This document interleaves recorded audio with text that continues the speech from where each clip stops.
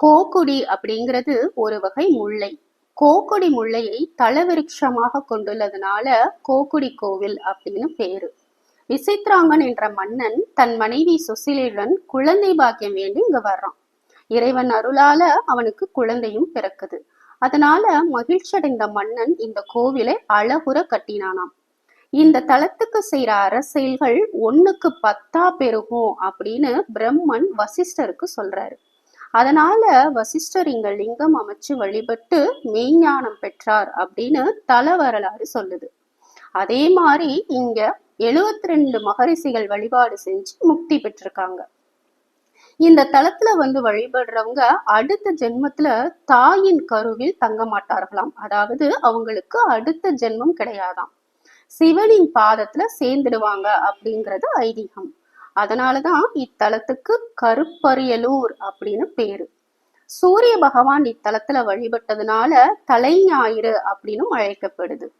ராவண யுத்தத்துல ராவணனை கொன்ற தோஷம் நீங்கணும் அப்படின்னு ராமர் சிவபூஜை செய்யணும்னு நினைக்கிறாரு.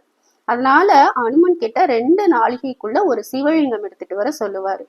உத்தரவை ஏற்ற அனுமன் குறிப்பிட்ட நேரத்துக்குள்ள வர முடியாததுனால ராமர் மணலால லிங்கம் பிரதிஷ்டை செஞ்சிருவாரு. அவரோட பிரம்மஹத்தி தோஷமும் போயிடும். ராமர் பூஜை செஞ்ச தளம் ராமேஸ்வரம்.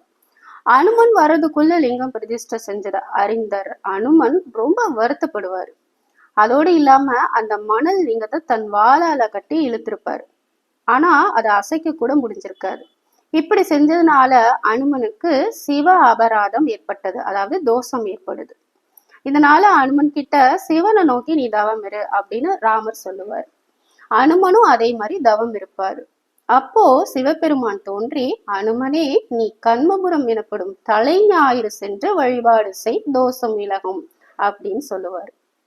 அதே மாதிரி அனுமனும் தலை ஞாயிறு என்று அழைக்கப்படும் இத்தல இறைவனை வழிபட்டு தோஷம் நீங்க பெறுவார். சிவனோட கருணையை வியந்து தன்னோட பெயராலேயே ஒரு லிங்கம் அமைச்சு வழிபடுவார். இத்தலம்தான் தற்போது திருக்குறக்கா என்று அழைக்கப்படுது. இப்போ இந்த கோவிலோட ஸ்தல வரலாறு என்னன்னு பார்ப்போம். ஒரு முறை இந்திரன் இருமாப்போட கைலைக்கு வர்றான்.